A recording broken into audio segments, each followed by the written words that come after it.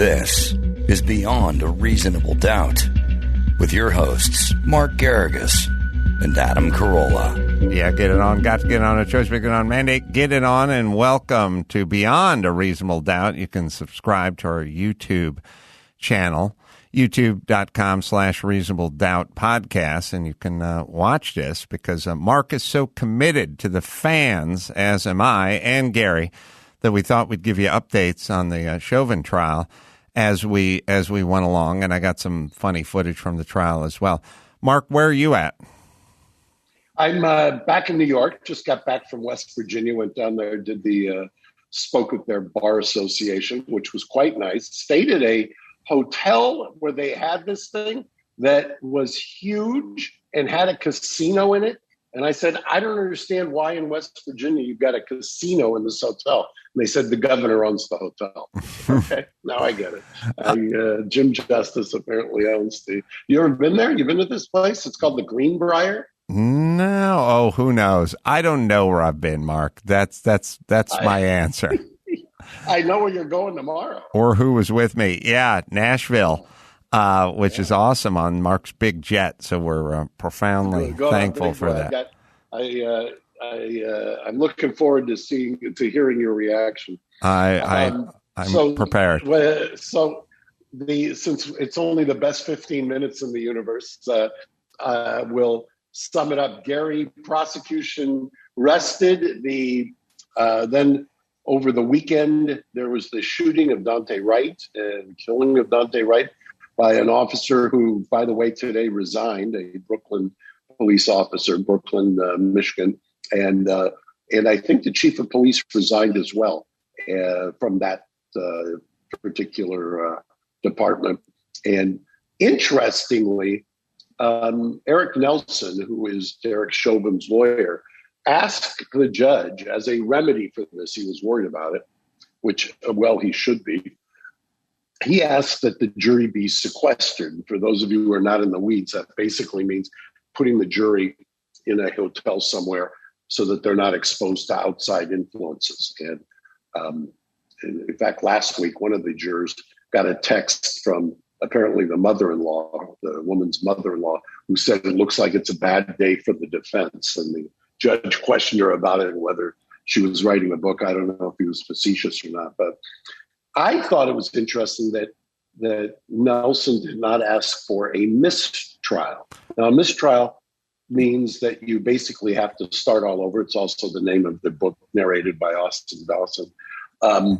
But he didn't. He asked that the jury be sequestered, which leads me to believe he likes where he is, because if you don't like where you are, or if you think that there's no way you can get a fair shake at this point, you would ask for a mistrial, preserve the record at the very least, and hope that maybe you could get the judge to question jurors, just like they did, remember, at the beginning of this, when there was a $27 million settlement, asked that the jurors be questioned, and the judge did. And the judge conceded, Judge Cahill conceded that he had underestimated the impact that the settlement had on jurors, and he had to excuse a few. So I'm somewhat surprised that this wasn't followed up on, and I think it's reading the tea leaves. It sounds like the defense likes where they are right now.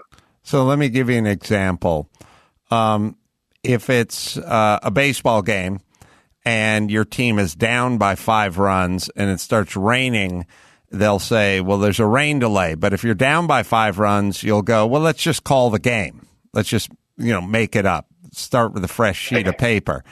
But if you're saying, oh, no, let's finish the game, just wait out the rain and get the tarp out and we'll finish the game, you feel like you're ahead. The skipper of that team who's ahead does not want to scrub the game. He wants to continue the game with the rain delay. So with that analogy, the defense is the manager of the ball club that feels like they have a lead in this game. Correct. And, he's in there. He's looking at this jury. He's the one who's got his finger on the pulse. It's interesting to me that was the decision he made.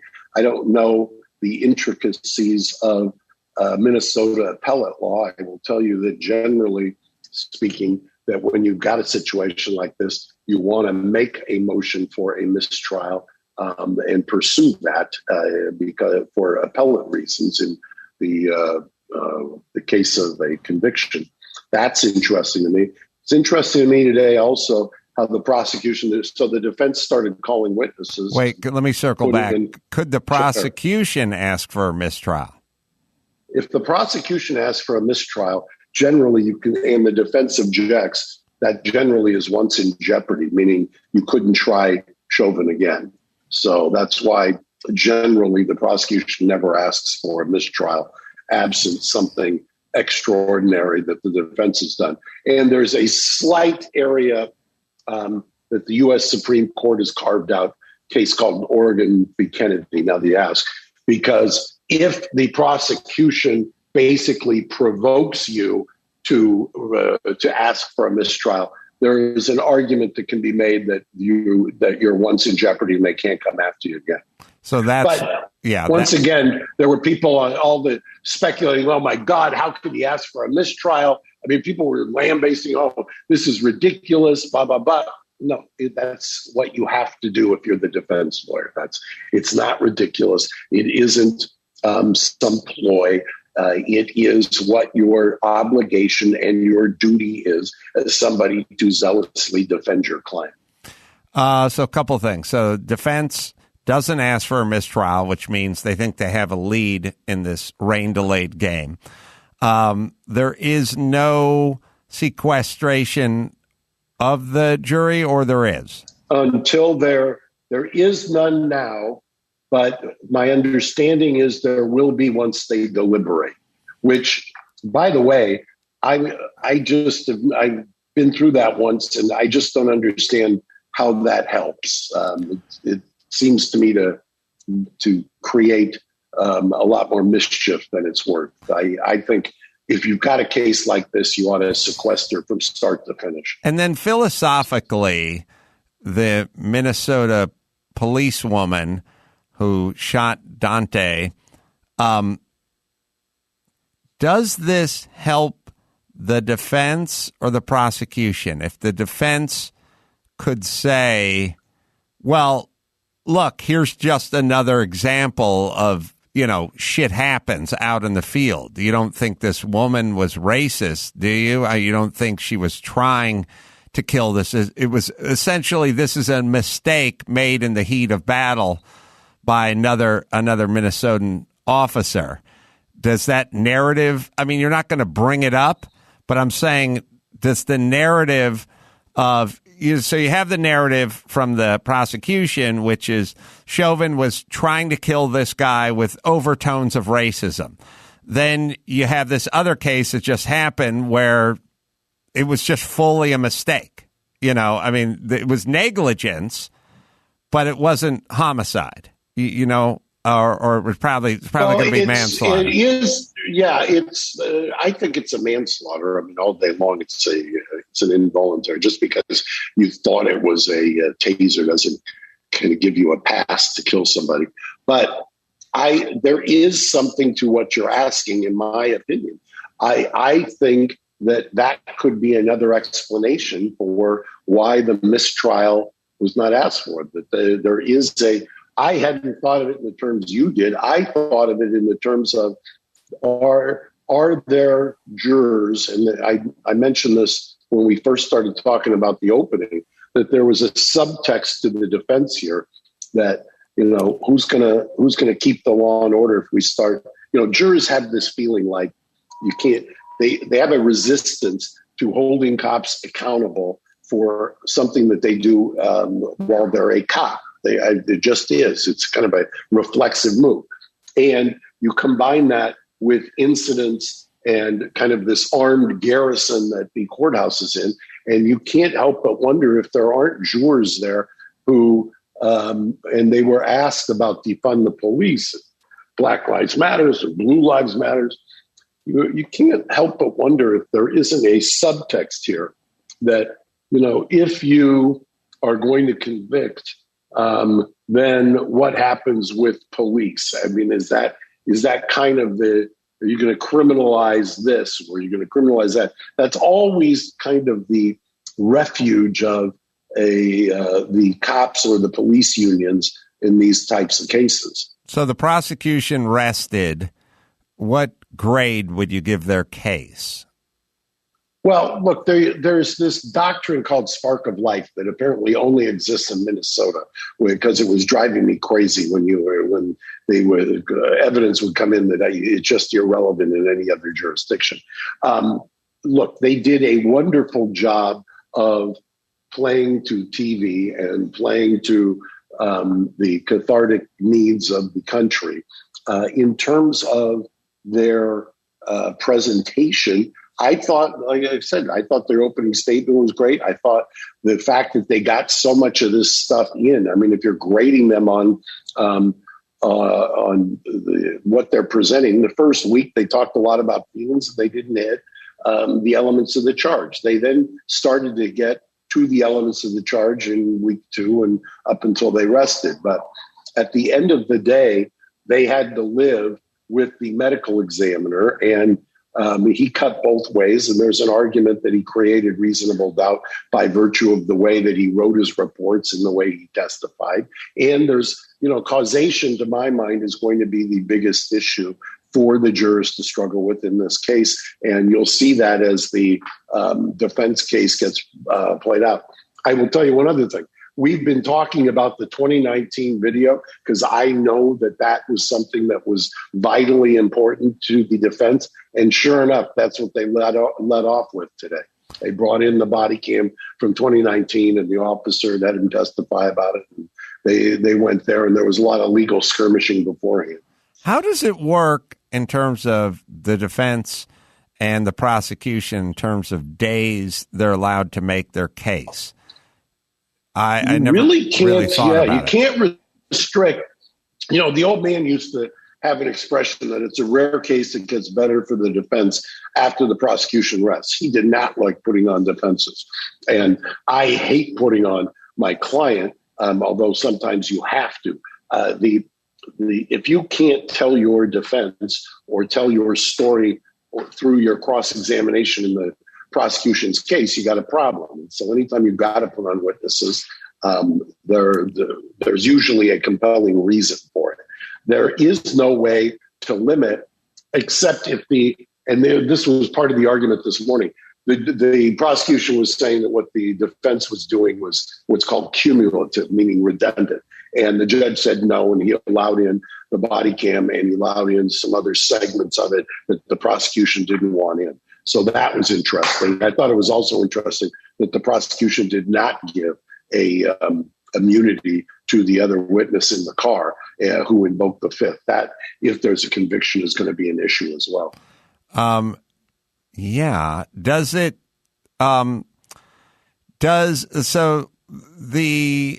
Sorry, I was thinking about the pleading of the Fifth, which we used to call plead the Fifth. I don't know, it changed at some point. But so does Chauvin take the stand, predictions? And if he does take the stand, is that an indicator that things aren't as good as they would like them to be for the defense? Generally, in cases like this, the officer will take the stand. Generally, in a case like this, where a civilian is being tried, it tilts more towards them taking the stand because you get certain instructions once you testify as to what your mindset is and that you normally can't get otherwise. For instance, if you want to negate malice and get a manslaughter instruction in some murder prosecutions, a civilian would have to take the stand. Here, he's charged with both murder and manslaughter, so it's not as compelling that he takes the stand. And there's an added factor here. As we've discussed, the feds have impaneled a grand jury. So anything he says, if he's convicted, I don't think they're going to try him again federally. If he's acquitted, you can bet that they are going to indict him federally. And if they do that, they can use all of his testimony and any admissions that they would get in the federal case. So it's a very tough decision, tougher than almost any other time when you've got a defendant. as to what to do with the defendant as to whether they take the stand. If I had to bet, I would lean towards, but I'm by no means sure, I would lean towards that I would recommend no, and my guess is he wants to testify. It seems like the defense needs to humanize Derek Chauvin, right? So what we're dealing here is there's a bunch of racial overtones with the visual of the white cop kneeling on the black man's neck, and the only thing America knows about this guy is he's evil. And it seems like you need to put him in a pastel-colored cardigan and have him get up there and tell you that his dog's name is Benji and he loves fly fishing and, his dad is his best friend. Like, don't we need that out of him? It's a tough situation because if he wins, he's still going to lose. He's going to get indicted in the federal court. I mean, I'd say there's few things that are certain in this world, but that's one thing I would be certain of. And so does he want to roll the dice now and ensure that that's going to happen? Or are they playing for a hung jury and hoping that the case, kind of gets put on the back burner until the next outrageous police shooting or something else, Well, there's a clip I teased that I'll play for you, Mark, that was I just happened to notice looking through snippets of the trial last week or maybe early this week. It's Dr. Martin Tobin, who's a pulmonary critical care doctor and a national breathing expert. And the reason I love this guy is I live in California, and for 50 years, I've been hearing about secondhand smoke killing 53,000 Americans. And then they came up with something called third-hand smoke, which got in the curtains and could still give the 6-year-old emphysema. And it's all doom and gloom when it comes to smokers. You can't smoke in the restaurant. You can't smoke at the airport. You can't smoke at the park. But finally, we found a champion for smokers. Now, in terms of the toxicology of Mr. Floyd, we did learn that there were some controlled substances in his system, right? Yes. We know that there was, for example, nicotine, right? Yes. Mr. Floyd was a smoker. Correct. And smoking changes the lung function, agreed? In some people. Now, we also learned more, and I'm not suggesting that all people who smoke have lung problems, right? Less than 10% to 90% don't have any. Oh, well, that's good. Time to light up, America.